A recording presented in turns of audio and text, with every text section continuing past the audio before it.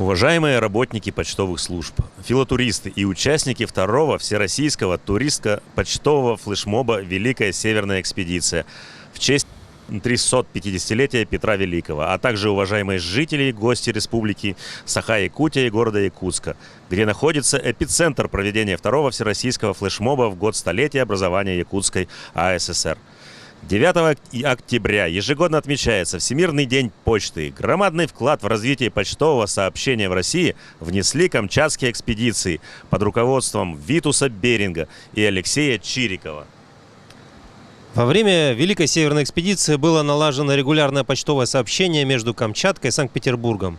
В наши дни, как и несколько веков тому назад, письма, открытки и почтовые отправления доходят до адресатов и доставляют радость получателям.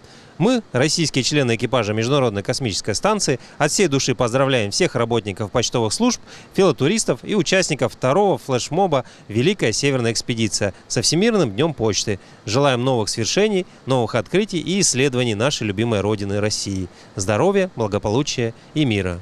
Мы, космонавты Роскосмоса Дмитрий Петелин И Сергей Прокопьев.